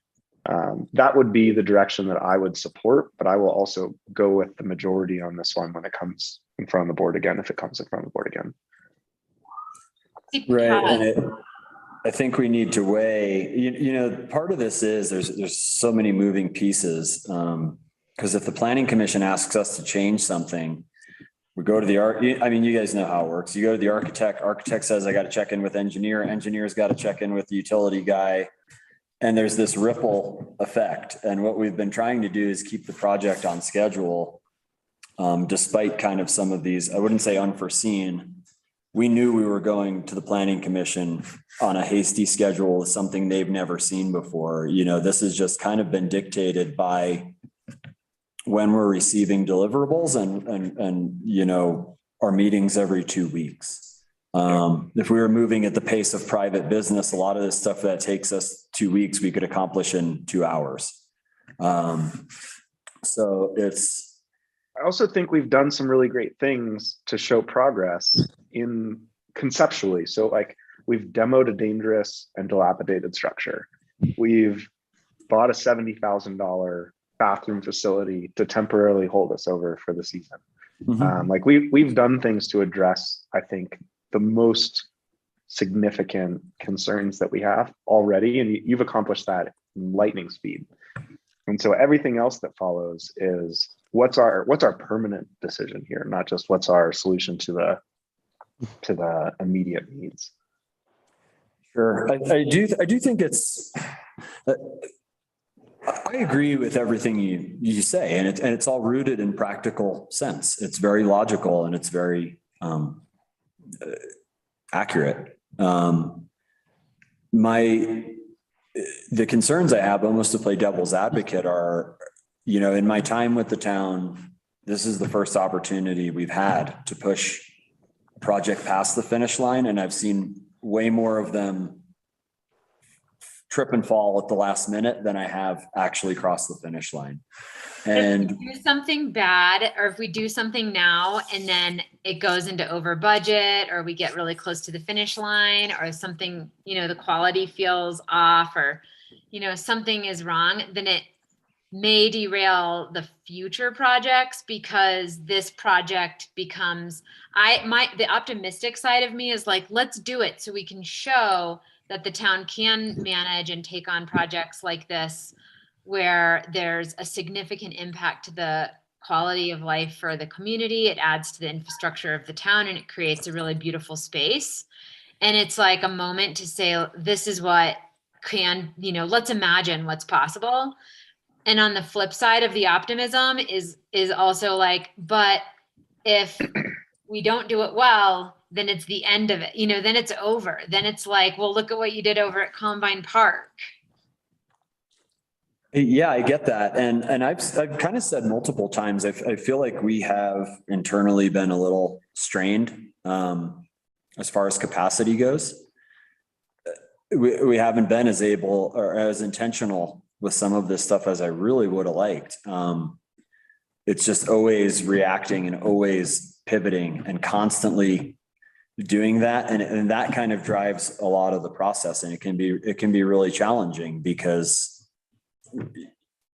we've never sat in a room with the trustees in my department and the building department and said, what do we want to do at Columbine Park? Mm-hmm. We've never done that. And I've never done that internally with staff. And it's typically because everyone's always got something that's urgent. I'll chime in here too. And I feel like the community, when we presented this and had public input on it, came to us with a lot of sense of urgency of getting the project done too. And I'm not a fan of the facade, and I'm in agreement with you guys. I think it's a design that looks like the buildings around it. And I think framing the conversation in that way seems like the best to me. Also, just on another side note, I'm on my phone too, and I got like 10 to 20% battery left. So just if I drop out, I'm sorry, but All good. Yeah, I think, quite frankly, I'm doing this job. I'm constantly paranoid and operating in paranoia. And part of that is I've seen these shifts, whether it be the 416 fire, COVID. We're in a financial situation where we can take on a project like this. And my fear is something happens in the next year that changes that. And it would have to be pretty dramatic, but those things still happen. And we've spent 5 years. This project started for me 5 years ago, going around with community surveys, door to door to every business, getting feedback from the business owners, holding public meetings under the organization of the Blair Street Historic District Association, holding community visioning meetings in town hall. And, I just feel like we've got the community support. We've got the funding in place, and COVID was like kind of this miracle that sped this up by 5 or 10 years. And my concern is if we wait too long, we might see another crisis. Okay, and whether that, and question because, to that? because we're due, quite frankly, we're due. And there's uncertainty surrounding OHVs. There's uncertainty surrounding the train this summer and the economic impacts of both of those. And I would hate to see those used as a catalyst against this project a year from now, because we hesitated. And that's not, I certainly follow the direction of the board. I'm just that has crossed my mind, Yeah, I still see this as a 250 to 275 a square foot project. And I think the thing that's causing me to feel, that's causing me to take a position against moving forward with this project whenever the opportunity comes up to voice, support or opposition, is I think the bid process was hasty, and that we needed one or two more bid. If we had 2 other bids from contractors in the region that supported this range of price, then I'd be like, all right, the price is what it is. Let's just get through this. Let's figure out how to navigate everything else. But for me, there's a crack in the foundation, which is that I think that if this was bid out to 2 other parties, we would see a drastically different price, like 30% different. Sure. I mean, I'm bidding out other things right now, and I'm not seeing price per square foot for this type of facility. Like, I'm just not seeing this pricing. Are they commercial? Mhm. Okay. Like hotel level, like commercial grade fixtures, like Yeah, it's really small. high end bathroom finishes, things like that. Okay. Concrete floor, heated concrete floors, things like that. Yeah, I mean, ultimately, this will be the direction of the board. But I don't have clear direction from Gloria or from the trustees as far as if they want to see the plan as approved, as budgeted, come back to them from the planning commission with a recommendation, or if they want to see that presented alongside a Victorian alternative also for consideration, or if we want to go back to a budget talk that was already approved. Some of these things. No, once we did the vote, like I'm now in support of what we supported, right? That's our rule. Like, we don't go back and reconsider things we voted on, right? So I think, but I'm just trying to be transparent about where I keep getting hung up. As this committee, the direction that I would suggest is that you get the plan that the board voted on in front of the planning commission for a vote. Like, maybe a bunch of people don't like it, maybe it gets rejected, but I think that that's at least following through on the process that the trustees voted on. And then if you want to also present the Victorian saying, we voted on both with the planning commission. And I don't know how the planning commission process works, if you can ask them to look at both and say, like, here's the result. Here was what the planning commission responded to with this plan. Here's what they said to this plan. What direction would you like us to go now? My wish list at this point would be to also have a third scenario that's like maybe smaller in scope, but it sounds like that requires all new re-engineering and everything. It's not feasible. It would require modified engineering. That what that would look like is essentially just taking the center of the building, first floor, the restrooms, and building those, and no garage, no second level, no information center, no. Ted, can I ask you a question about the planning commission? Sure. I think that the planning commission is, and correct me if opposition is too strong of a word, but do you think that the planning commission opposed the current design that you presented to the board originally because they genuinely did not want to approve it, or because their approval from the Historic Society was important to them and they wanted to give sort of a nod to them before approving it? My question is, like, if they could just, if as a board itself, if they are, how comfortable do you think they would be recommending the plan as is if they weren't also trying to give a nod to the Historic Society? I think that's somewhat of a loaded question, because it's, my read on the room was if we really wanted them to vote on it at the last meeting, I think they would have voted on it. They would have approved the design as it was. I'm not necessarily approved that I don't know, but they would have voted on it at least. But I think that a portion of the planning commission had an issue with the historic integrity of the design and wanted to see something more historic in nature. And I think the other portion of the planning commission was frustrated by our lack of process. So can we talk about that real quick? I don't think that we did the process wrong. I think we framed the process wrong. So if we were a private party and not the town, and you were our project manager and the trustees were the client, and you were working with our architects to develop plans, I think maybe the one misstep was like bidding it out and having a construction timeline prior to going to the planning commission. But like, if all of those things were the case in a private scenario, we would have gotten to that same stage, presented to the planning commission, received their feedback, reevaluated, come back to the planning commission and had them vote. And that's exactly what you did. I don't think it makes sense for you to develop the plans, go to the planning commission, and then come to the board where it's a town project, because we're both the client and the board in that case. Well, my intention was always I always saw the funding as the largest hurdle. So my intention was always to secure funding from the trustees prior to going to the planning commission, because I didn't want to waste the planning commission's time if we weren't going to build anything. Right. So, but I think the misperception is that the board's purpose in the normal process is to see things post planning commission review.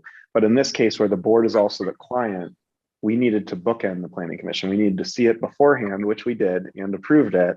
And what we should have done when we voted was approved it subject to planning commission feedback and approval, just to show that that was the way we were doing the process. So that's more on us than on you. well, And then it goes to the planning commission that comes back to us to reaffirm. And I think that in the future is the right process. So I don't think we did it wrong. I think we just framed it wrong. well, I would agree with you there, because I think the frustration from the planning commission came in the timeline, and it was presented to them with the intention of breaking ground 2 weeks from the first time it was presented to the planning commission. So I think that's where the frustration lied, was they were like, are we going to be deferring your project and screwing up your timeline if we don't approve this? And I think they felt some added pressure because of the time. But from when which is we fair. received- Like I think their reaction was fair given the way the process was presented to them and what the set expectations were. But again, that's all around framing. Like, I don't think you substantively misstepped or set this up wrong or were too hasty. I just think we failed to set the expectation that, like, we're not doing anything until we receive planning commission input and until it gets reaffirmed, if it's significantly different than what the trustees proposed the first time or approved the first time. Right. And that always was the intention. And I guess what I had in my mind at least was like, okay, the trustees seem pretty good with the design. The trustees have approved the funding. Then we go to the planning commission, and then the trustees ultimately have to consider it again. So the trustees haven't actually approved the original design of the building. They've approved the funding associated with that design For the proposed plan. But you guys have never given on record direction to build this building that's on the screen. So I think it may be helpful to kind of, that may manage some of the concerns by members of the planning commission if you spend a minute on that before asking them to give feedback. Are you presenting that tonight in like half an hour, like whatever time? No, we ended up receiving everything we needed to kind of go to the planning commission tonight and have this discussion, but Gloria and I were uncomfortable given the previous meeting. We were uncomfortable adding it to the agenda without ample public notice. So do you think, okay, the so then I guess the commission said they would question, do a special meeting for us. We just haven't requested that because we don't feel we're there yet. okay. So the question I have for you then is, would you prefer to put this back on the board agenda on Monday to let us bat around the current plans versus facade plans, to give you direction on what to present to the planning commission, so it's not just this committee trying to like interpret what the board previously did, and we can have the whole board say, and you're not asking for approval of the new plan or reaffirming the old plan. You're saying like, we have these two ideas and we need to put something in front of the planning commission for them to give us feedback on, regardless of the likelihood of them approving it or not. Like, which direction would you like us to go? I'm comfortable with the board having that essentially philosophical debate, so I can have some clearer direction. Because what I've been doing is essentially pivoting my direction every conversation I have with somebody. It feels like, because I think that's like, we just got out of the trustee retreat, and that helped remind us of some of our like basic function, and that is like, when staff gets to a point where there is no clear right or wrong answer, it's either a political decision or a judgment call.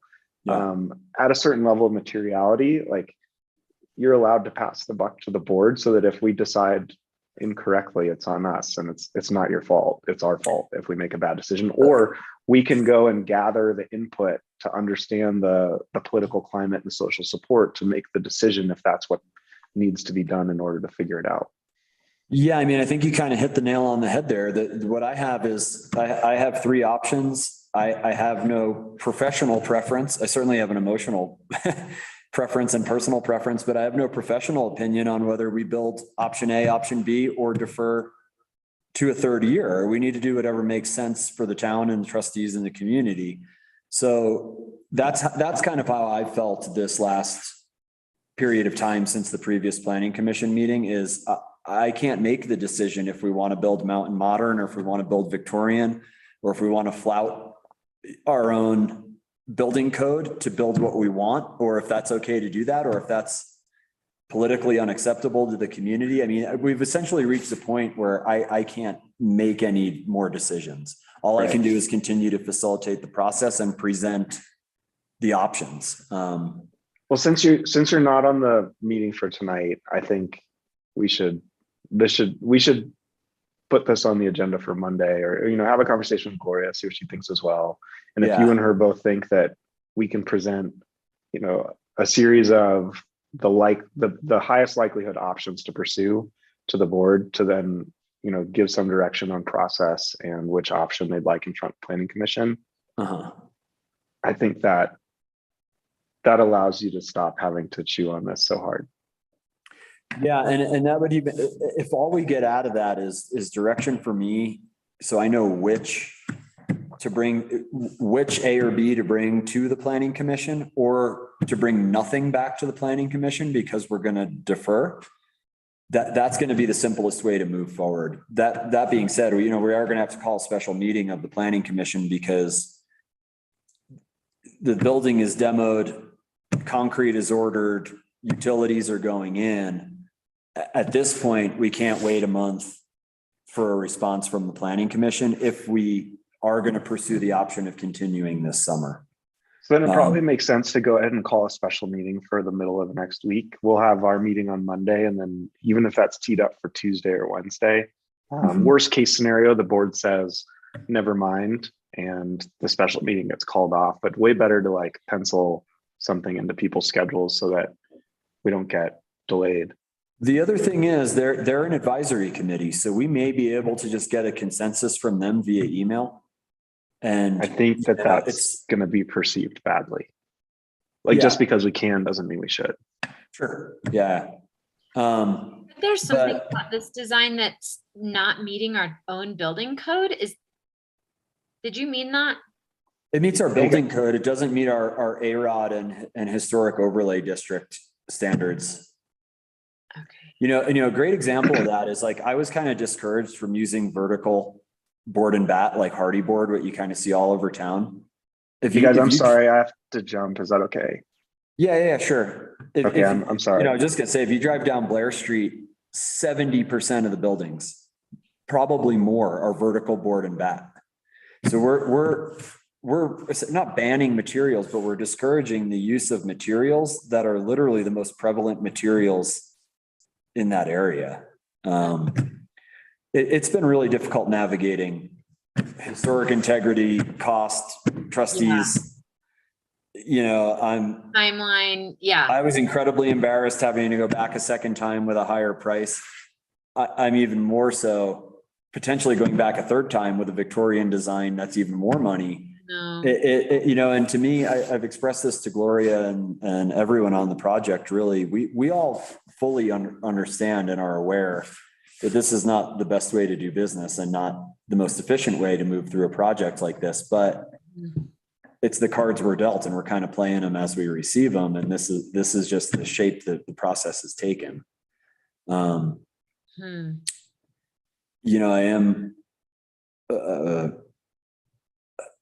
I wholeheartedly agree with just about everything Shane said, but I do have a really hard time deferring the project. So we're going to have a second summer using a trailer for porta potties, a second summer without summer sounds in the park. And, and we went from, having a tarp sided building to now a vacant dirt lot. I do think we owe it to the community to move this project forward if we can and if we're comfortable with it. You know, we already have direction to do so. So we would have to probably go back and undo some of that. You know, or I'd be comfortable punting the project despite all those things I just mentioned. But I think we need to leave the money in reserve for this project. The approved budget, you know, I would recommend stay approved. Because like I said, train, wildfire, rock slide, mudslide, avalanches, whatever it be, pandemic, any of those things are capable of derailing a project like this. Yeah, and I'm on that same page as you, Todd, of being up here long enough to see a lot of projects get derailed for all sorts of reasons. And it seems like we have a ton of community support behind this. And unless the community support were to change to being in favor of punting this, I'm kind of on the move forward path. Yeah, and it can be really difficult to weigh those things because like we've initiated projects that are 5-year projects, and by the time they're in year 4, the community vision has changed because the community's changed that much in 4 years, and they're kind of like, why are you working on this? And it's like, well, because 5 years ago it was the #1 priority, and we put all of our resources at it. And that's kind of where this started. This was identified in multiple public processes as our #1. You know, outside of public works, our #1 priority, because this is the one that supports Baker's Park, and this supports Kendall, and this supports all the restaurants. And it was kind of that low hanging fruit where it's the core of anything else we want to do. Any kind of growth, you know, this is the starting point. So we got a lot to think about. I mean, I think the only way that this project gets stopped is if the Board of Trustees really needs the recommendation from the Planning Commission, because otherwise it's on course. The only stopping of it, and really I think the only legitimate sort of procedural way to change course at this point would be to say the town didn't feel comfortable proceeding without that recommendation from the Planning Commission. And at that point, I think it's a whole new thing. And that does feel very familiar to me, of like Silverton final mile derailment. And I hear what Jordan said. There's a huge amount of community support behind the project. It's been a totally transparent and open process. The plans have been held and reviewed by 2 trustees who served on the Planning Commission. I think if we as trustees were looking for a way to stop this project, the need for the Planning Commission approval is the only legitimate procedural way that I see stopping the project. But I just don't know why we would do that. That doesn't seem to be in line with what the community wants from us. I think if the Planning Commission's approval is dependent on the approval of the more Victorian design, I think that's going to be a really tough sell at the trustee meeting. And for me, it's a tough sell because those plans won't have been part of the transparent process that led up to how we got to this point. And so regardless of your taste, it's just not, that's not what we've discussed. That's not what we approved. So it's kind of a no-win situation. I know, honestly, because if we do, well, if we take the Victorian plan, right, and bring it to the Planning Commission, I think they would obviously approve it. Oh, really? You think right away they would approve that plan, that Victorian plan? They'd be okay with that. That was really my question earlier. I should have just asked you that more directly. I can't speak for them, but I would speculate that was that second plan includes every detail that they asked us to address. And it includes every detail that Fritz and Bev had concerns about. We implemented into that second plan after meeting with them following the previous plan. So much easier. But there's 2 problems here. If you say the Planning Commission won't approve the modern design, you're throwing them under the bus, and you're saying, we approved everything and this project got derailed by the planning commission. Yeah. And if you cram a modern design and go against the recommendation of the planning commission, you're saying, we don't care about our historic standards and we don't care about the recommendation of the planning commission. So either way. Yeah, I think it's a little unfair to call it a modern design, but I see that that's how they're being categorized. It's only modern, honestly, in shed To roof. me, it's not modern. The only thing modern about, when you're looking at what's on the screen, the lower half is corrugated metal and stone. The second half is stained wood, and it's a standing seam roof. It's all rustic materials similar to what's on the Eureka station. And it's a little hard conceptually to visualize that when you're seeing a rendering that's not the right color or material or things like that. The only thing that's really modern about it is the shed roof. Yeah, angles. And that's what gives it that, modern, if you will, aesthetic. But it's kind of, if you were to take the picture, right, and just look at the rear third of the building and kind of block off the front 2/3, what you have is a front to back shed roof with a raised porch built in rustic materials. And it looks like every other building on Blair Street, but we did receive pushback that they didn't like the deck or the rear third. That rear third is an exact replica of almost every historic building on Blair Street. Yeah, you're just looking at it from the side. I think that debate is unproductive. I think it takes away from the work that you've already put into it and the process that it's already been through. And I do agree with Shane that the reframing of the story of how we got to where we got is potentially helpful, but really I think, I also think just potentially acknowledging, like, how is this ever a win-win? The community has asked for bathrooms. This is the way the process has worked thus far. Here's where we are. If we really don't want bathrooms, because we can't just suddenly in the final hour take the design and if we had charted a course for a Victorian looking bathroom design from the outset, that would be one thing. Then we would end up with a product with that look to it, but I think what you were saying earlier is the most important thing. You were setting out on a course to create high quality, efficient, low maintenance, long lasting, durable facilities for the community. Yeah, and functional. Yeah. Functional. And so when we set out on that path, this is where that path led us to. And so I think that's why we are where we are. We can't just suddenly get to this location and say, okay, but now we want it to slap on and look like this. That's not, I don't think either party wins in that case. I think if you're really wanting something to look Victorian and be high quality, then we needed to start that in the beginning and chart that path into the direction of a high quality building in the spirit of that design. But that's just not where we are. And that's not how this process works. So to me, it's like, do we want bathrooms for the community or not? And let's not, debate not minor points. Let's not debate the process. Debating the process is how we get nothing done.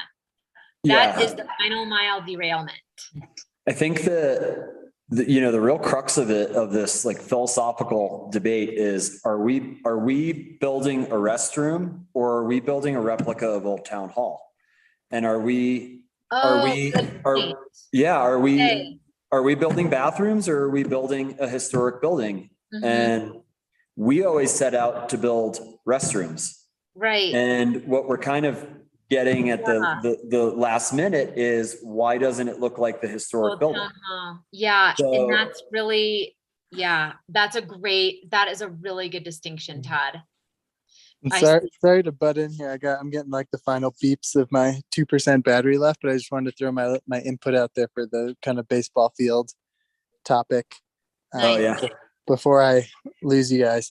I just think figuring out a way that we can harness, we have a lot of people who would love to volunteer their help into different aspects. And I think figuring out a way we can harness that into doing like simple things like raking or taking care of our grounds on a really basic level. And I don't know if that's like a specific community workday out there or just being able to train like a handful of community leaders to facilitate those things. But yeah, that's kind of my thoughts on that route of the baseball fields. Yeah, I think we can take that route. It's just a little difficult. We have a Yeah. rodent problem out there. That's horrible. There's thousands and thousands of holes. I got you.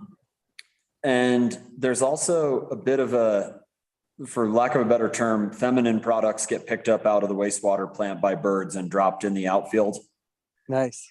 And so we've kind of got that, and we've kind of got a rodent problem, and we have what I would say is a very dangerous field to play in. There's like 6 to 8 inch holes all I used to over try it. and make kids play soccer. So my concern and my hesitation, I reacted poorly in that meeting, so I do apologize to you guys about that, but I understand where that was kind of redirecting stress from other projects. That's something, to the one project we're not giving attention to at the moment. But you know, if we're going to fix things, I want to fix things right. I don't want to just go rake some dirt and fill in some rodent holes. So the next time it rains, it falls into that hole and the rodent pops out again, you know? So I just would like to be a little more intentional. But we can definitely use the help. It's more just how to harness that help and how to give good direction. Yeah. So I'll try and come up with something by the next meeting, but. I heard that, Todd. I think the context that we get from being in these meetings and having been in a few of them now over the last couple of years helped me approach that conversation from a really different perspective. And I think like the fence coming down at the cemetery was somewhat of a parallel for me. Like, volunteers have great intentions and they want to do good things for the community. And it's really hard to not want to harness that energy and put it to good use.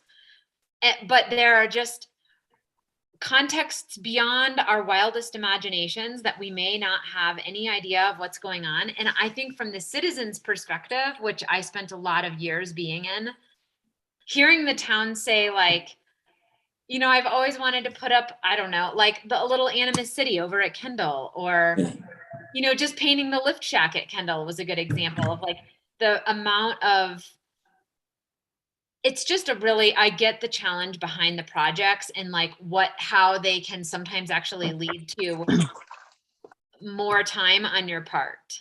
Looks like we just lost Jordan, but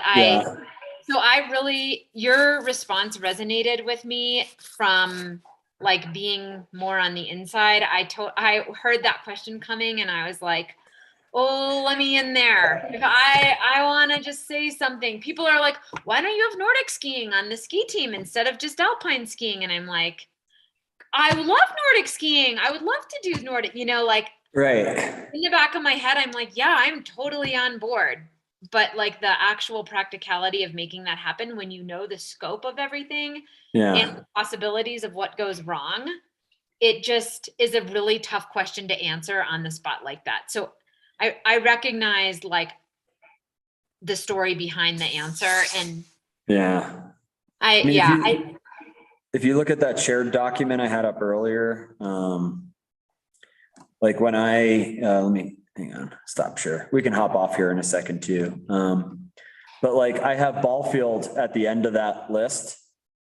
And my list is not like community workday at the ball field. It's fence repair, varmint control, feminine product and micro trash removal, regrading, grass repair, infield dirt work, dirt purchase. It's like, it's not as simple as kind of just going out there with rakes. Yeah, sometimes. It's not as simple as taking down the fence at the cemetery. Yeah, and I don't like deflating people. I think we should harness it like Jordan was saying, but you know, in some of these cases, it does us more harm than good. Totally. Because we've got to undo it, or we're not giving clear enough direction. So people go do what they want. And they'll say, oh, that section of fence looks broken. I'm going to take it down. And then we go out and we say, where's that section of fence? And we just needed to repair it, not take it away. Like, you know, so it's. And then ultimately we're like, and what's happening over at the Kendall Lift? And it's like, well, we can't be over at the Kendall Lift if we're over on the ball field cleaning up the issue over there. And I think it might just be worth maybe having a little quick conversation with trustees who have that interest and kind of bringing them up to speed on how on your process of making those decisions. Just not necessarily in the public, I mean, for public consumption, fine in the public meeting, but just to bring everybody up to speed on your decision-making process. Cause that was, I know, really helpful for me. Yeah. And a lot of it is we genuinely can't get to everything at once. Like just today I've had maintenance calls from, 3 different entities, whether it be Mullis Lake or the visitor center or, library or whatever. And we get a couple of those and we need to prepare a packet and a staff report and we need to get with the architects to update the Columbine Plan Parks and get with DHM and master planning. And there's genuinely just not enough time in the day. I get why people get really frustrated when they see a half inch of snow or a sheet of ice in front of the buildings, but it's, and then they say, well, Telluride does it. And I'm like, well, they probably have a 40-person Parks and Rec department, or they. Yeah. I mean, it's the same at school. It's like, well, why don't you have a snowboarding group, why don't you have snowboarding as part of the ski team? Yeah. So it's the same idea. It's because it's a 1-woman show. And I think we're just now maybe turning the corner where we look at bigger things as a community. But I think that mindset is just something that it takes a little getting used to understanding. It does. And, the reason that day we weren't at the ball field that morning is because, we're getting the bathrooms open and the train was going to run. And, there's always a good explanation. And I really appreciate it when people ask us for an explanation because we can usually give them a really good answer and then they have some context and they understand immediately, almost always, That's a really good point. Yeah. Nice. That one just kind of caught me off guard because that one is neglected. I went to Glorio 2 weeks prior to that meeting.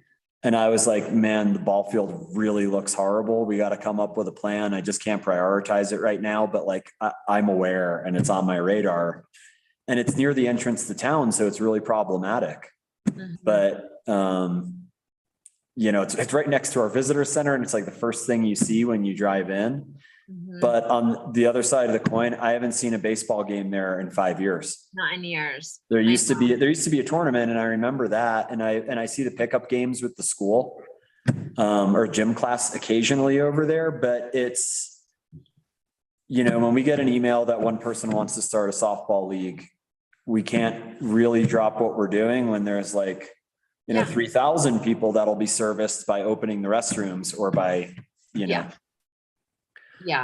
So it's just hard. Well, I think that's good information. And I think probably what is maybe helpful is when we do like a little report out on the committee meeting would be a prompt from, and since I'm the only one left on this meeting, but we should probably adjourn because I remember with Kendall meetings, we tried to not continue the meeting after everyone left. But yeah, I'm happy to just kind of tee up a question for you to get a little bit more of an explanation behind kind of how that management is working. So you have an opportunity to speak to the way that fits in the queue of all the things. Sure. And if we had the ability to do it, we would do it all. Totally. We remain well-intentioned, it's not like it's not like we're snoozing.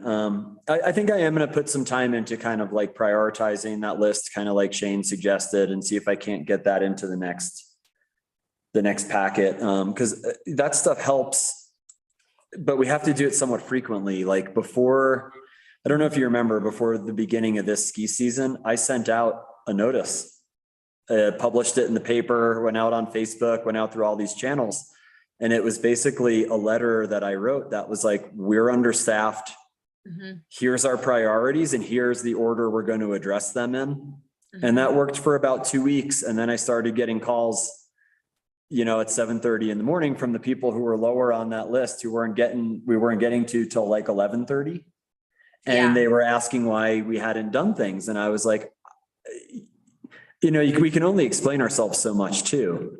Yeah. Cause like I wrote a preemptive letter. I visited each one of them personally. I explained it all. And yet we still, that wasn't enough to kind of like squash the criticism. So it's just not criticism, but the patience. Questions and yeah. Or a lack of understanding, I think, just generally. Yeah. Cool. Well, next time, maybe we can make it like a 3 or 4 day retreat and we could dive into this whole list and. Whatever you need, Todd. I've Yeah. been retreating every Friday for the last 2 weeks, so bring it. Yeah, I'd like to maybe make these meetings a little more regular. I know you guys are swamped with meetings, but if we can get into the habit of once a month or once every other month, I think we've reached a point where I think it's just a matter. Yeah, I think it's a matter of getting it on the books and then having like at the preschool, when I was the president there, I just sort of had like a running list of like, no matter what, these are our January conversations. No matter what, this is our February, you know, and it was helpful. And I think once you work with that list, potentially, you know, it'll line out and it'll sort of spread across the year and be like, okay, this is what we talk about in February. This is what we talk about in April. And it can sort of contain some of that. So it doesn't, so we can just, you know, compartmentalize potentially and like really zoom in on those high priority projects that are consuming your brain and hopefully like not create more work for you. I like the work. It's just a matter of, we could be a little more. I spend a lot of time anticipating and a lot of time planning how to bring things forward and when and stuff like that. And when we meet in these small groups and it's kind of on the radar, and then through you guys, you know, I know by the next meeting on Monday that, you know, most of the board will be aware kind of where we're at with Columbine Park. And I don't have a great direct channel to the trustees. Like I've known this has been going on for 3 weeks. Or a month almost since I left the planning commission, and I've been working to get these renderings updated, get with Fritz, get with Bev, get with Brian Anderson, get with the architecture firm, you know, John Seitz with utilities. So I've been juggling those 7 or 8 people involved for almost a month now, but it's really just making it to you guys today.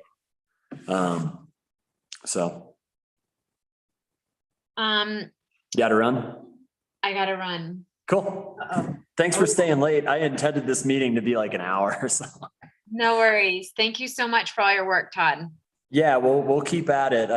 I'd like to have a bit of a tighter agenda next time so we can really focus on some stuff, but we'll get there. Oh no. Okay, I gotta go. Thanks, Todd. Bye. Bye.